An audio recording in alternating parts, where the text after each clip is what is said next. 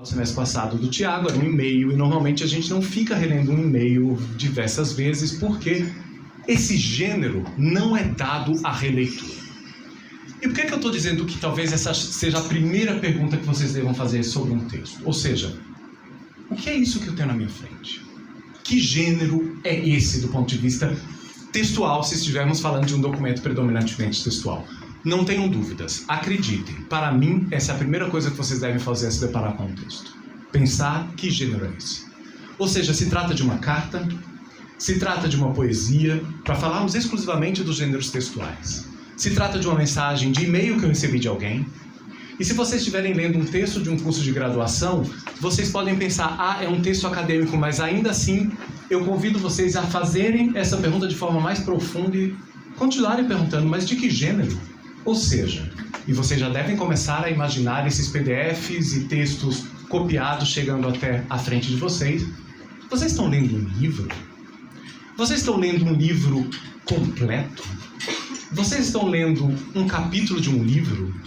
Vocês estão lendo um artigo? Para falarmos aqui de gêneros que são os mais visitados nos cursos de graduação em História.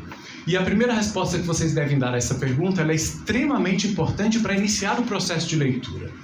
Porque o gênero da leitura, o gênero, portanto, daquele que para nós pode ser um documento textual, histórico ou historiográfico, é a primeira chave para começarmos a pensar qual é o tipo de leitura que eu vou fazer desse texto e quais as possibilidades de acesso a ele.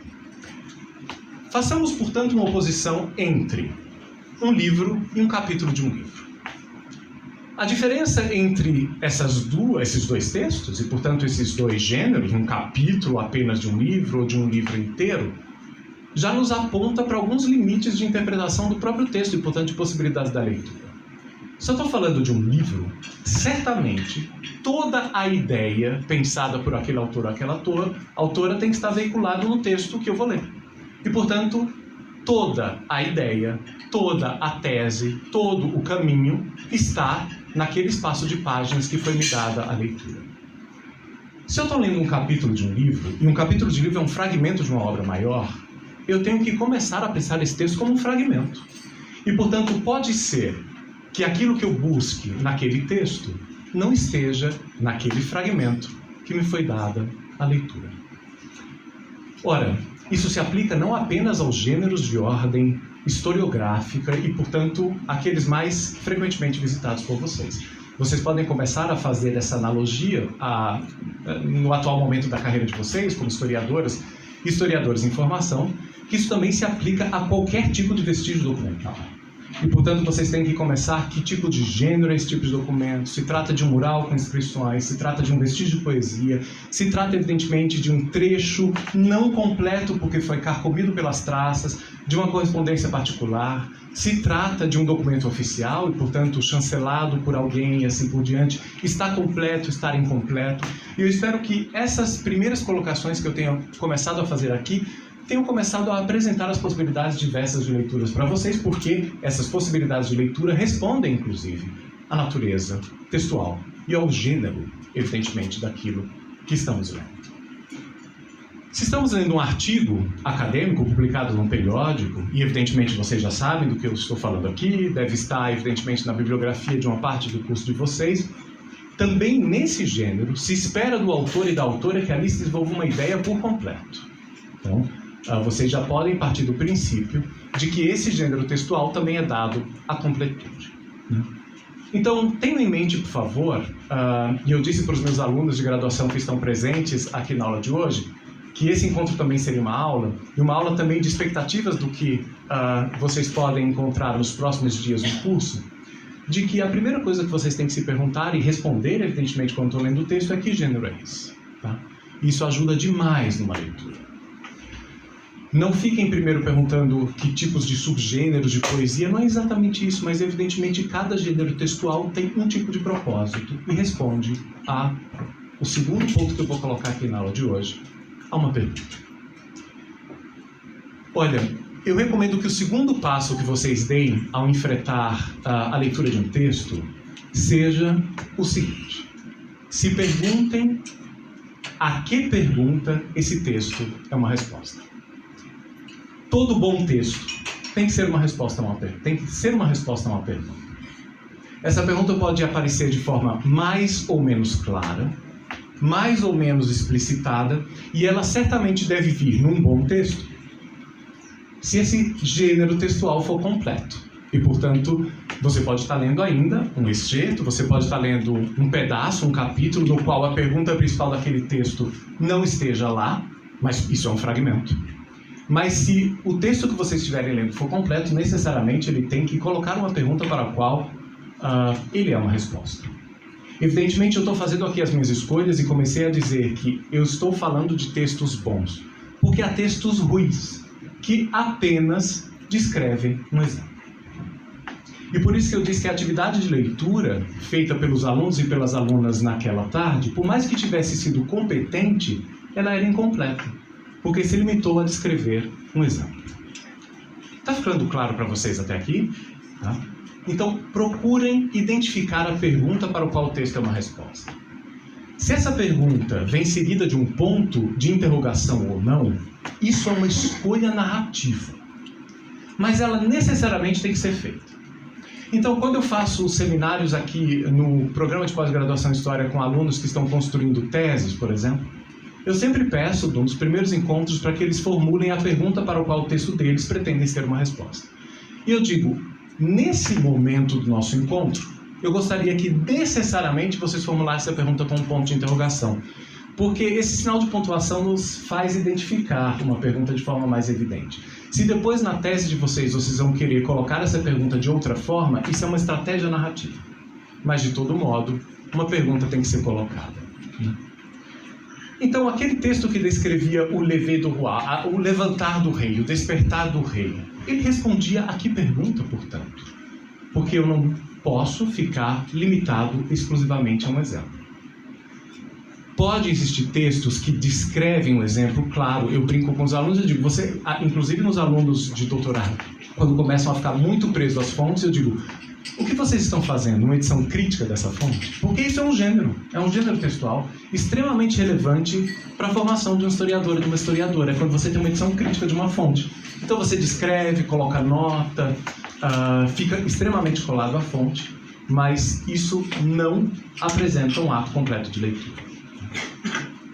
Então esse é o segundo passo. Primeiro, eu repito qual gênero. O segundo, a que pergunta esse texto é uma resposta. Uma vez identificada essa pergunta, é importante que vocês comecem a pensar que o desenvolvimento da narrativa desse texto trilha um caminho. E vocês devem começar a pensar, que caminho é esse? Portanto, uma vez que eu tenho uma pergunta e eu vou encaminhar uma resposta, eu encaminho essa resposta certamente apoiado mais ou diretamente em referências teóricas ou conceituais. E, portanto, isso começa a indicar a direção da resposta que se vai se dar a essa pergunta. E, portanto, comecem a se perguntar, ao ler um texto, qual é a teoria que está por trás desse texto?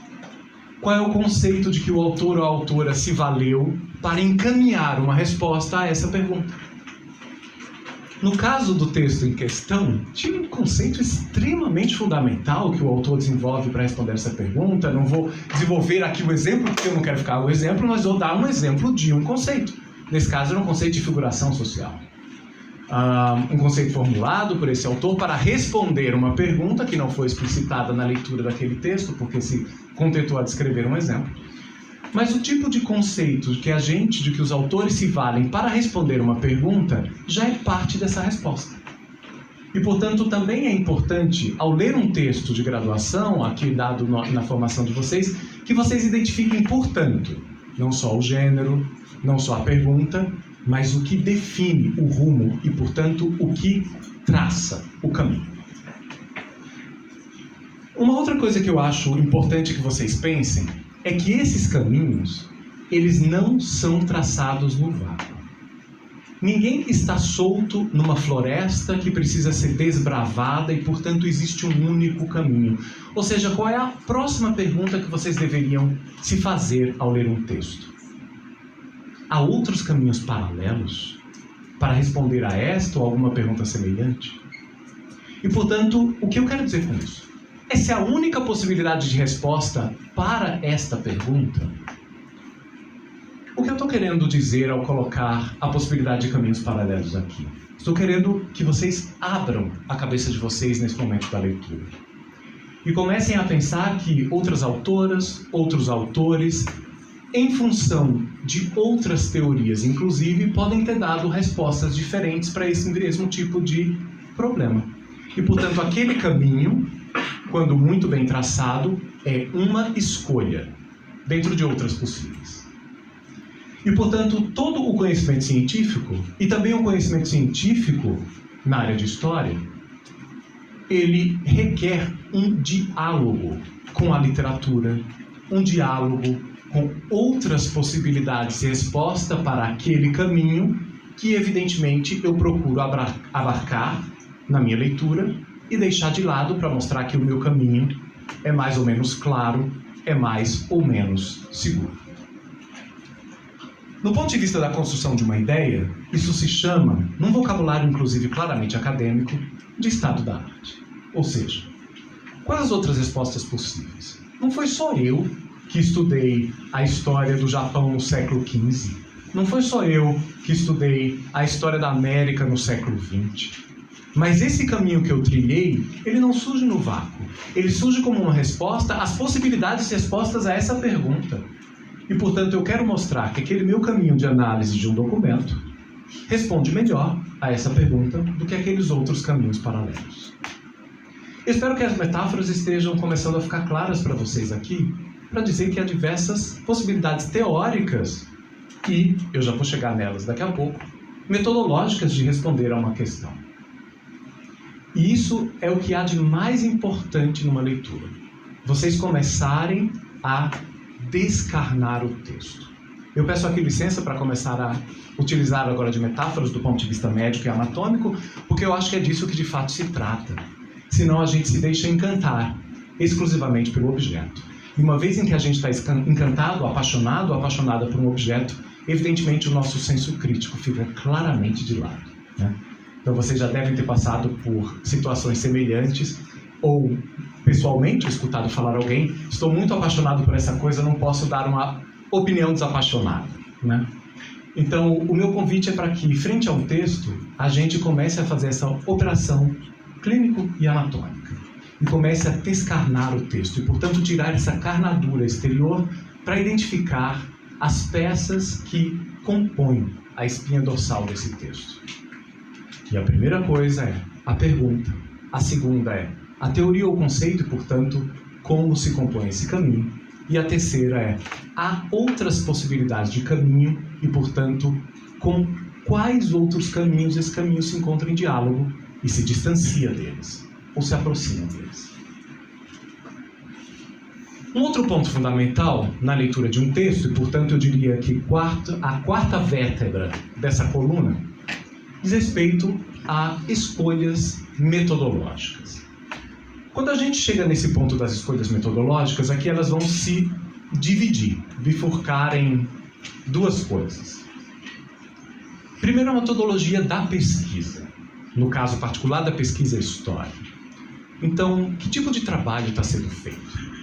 Vocês já devem ter começado a escutar a falar, nos cursos de introdução à história, que existem coisas chamadas de história dos conceitos, história social, história política, história das mentalidades, história da ciência, como acabamos de escutar aqui na fala do Tiago, e que esses termos, inclusive, dão nome à parte das linhas do programa de pós-graduação em História, em cujo auditório vocês se encontram nesse exato momento. Isso significa afinidades, inclusive, do ponto de vista metodológico. Hoje pela manhã, por exemplo, na fala do Tiago, ele apresentou um software de gerenciamento da informação.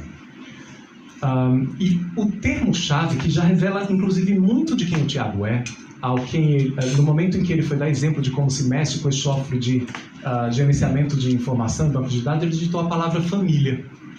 E, portanto, essa palavra família levou a uma rede de textos que, evidentemente, abre possibilidades de documentação e, portanto, abre possivelmente a possibilidades analíticas e caminhos metodológicos de escolha de como interpretar problemas históricos. Dificilmente a palavra família vai estar num campo de estudo da história da ciência, ainda que possa, evidentemente, fazer, etc., algo parecido, mas é muito mais provável que, se num texto surge análises históricas da família, ele esteja mais próximo do que se chama de história social. E, portanto, de entender como a sociedade se relaciona num determinado momento, a partir de práticas sociais, de laços interpessoais, por exemplo.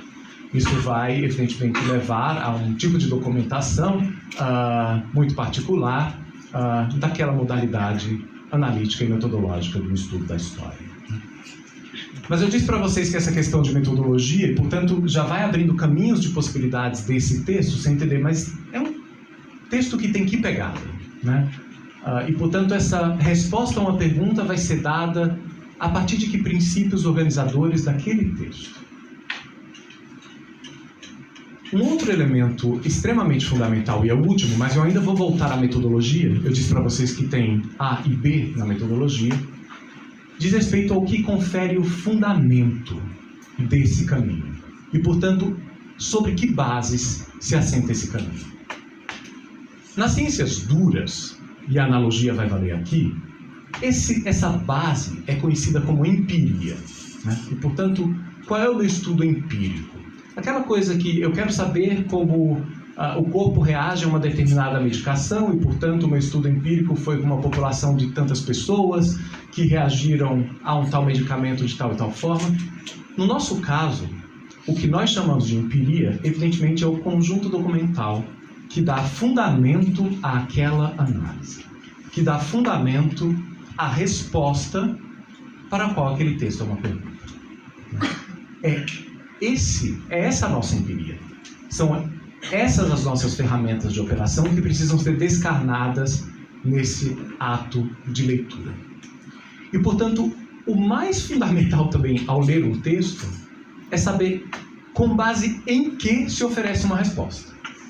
E por isso que ler um texto também é um convite a ler aquilo que está escrito em todo o tipo e tamanho de fonte. Portanto, visitem as notas de rodapé, visitem a lista de bibliografia, porque o que a gente precisa identificar nesse momento da leitura também é a base documental e, portanto, o que confere validade a essa resposta. Quais são as fontes possíveis para responder a essa pergunta? Isso é extremamente importante na operação, porque escolhas de fontes erradas para uma determinada pergunta ou a pergunta errada por uma determinadas fontes leva a becos sem saída, né? Por isso que é importante a gente saber qual é a base em função da qual essas respostas encontram fundamento, né? E aí o convite é para olhar as notas de rodapé, olhar o tipo de fonte em função do qual o texto e os argumentos são construídos, né? E essas fontes, elas não são reproduzidas na integralidade naquele texto, porque o texto não está ali para citar mais uma vez só exemplos. Mas elas também foram resultados de uma escolha, daí a parte B da minha questão de ordem metodológica. Ou seja, em função de que critérios aquele corpus documental foi traçado. Eu disse, inclusive, no primeiro encontro de aula do curso de História Moderna, na semana passada para os alunos, uma máxima do curso que eu digo: historiadores não trabalham com documento. E aí todos fazem o silêncio, porque vem, evidentemente, a segunda parte dessa frase. Historiadores trabalham com conjuntos documentais. Quem trabalha com documento faz edição crítica, porque se cola a um documento. Mas um documento não pode ser resposta a uma pergunta, porque a pergunta não pode se limitar à descrição do exemplo particular. Então, a partir de que critérios eu constituo um corpus documental, né? E, portanto, quais os filtros que aquele historiador, aquela historiadora usou para chegar a este corpus documental? Por que isso é extremamente importante numa prática de leitura? Porque se os filtros não forem válidos, se os parâmetros cronológicos, se a natureza documental não for válida para aquela pergunta, a resposta também será furada. Exemplos diversos podem ser dados nessa direção. Alguém pode querer construir uma tese dizendo que todos os textos impressos no século XVI eram textos impressos em latim. Ora, qual foi a fonte documental utilizada, o critério documental utilizado para aquela tese. Ah, mas é que eu me vali apenas do acervo de uma determinada igreja que estava digitalizado. É muito possível que esse tipo de acervo seja de fato em latim. Mas o recorte que você fez para responder a sua pergunta, evidentemente que é uma escolha deliberada de quem constrói um texto, levou a um caminho errado. E, portanto, a resposta para o qual esse texto pretende uma pergunta não tem uma base sólida. Tá claro para vocês aqui o exemplo? Agora eu volto ao princípio da minha fala, porque eu de fato gostaria de fazer uma fala curta para deixar para vocês o que eu considero fundamental no ato de leitura. Entender e ler um texto não é ler o exemplo, não é entender o exemplo, é descarná-lo, é entender como se constitui a coluna dorsal de um texto, é saber identificar a pergunta para a qual ele é uma resposta frente a um gênero no qual ele se encontra inserido, as escolhas teóricas e conceituais que foram feitas por um determinado autor para responder a essa pergunta, o caminho metodológico adotado para escolher um caminho de análise e, evidentemente, as escolhas relacionadas ao que confere fundamento e, portanto, as fontes documentais e os critérios em função do qual as fontes documentais foram escolhidas para se construir esse texto. Por favor, acreditem nessa possibilidade de leitura, de que ela leva a um lugar seguro.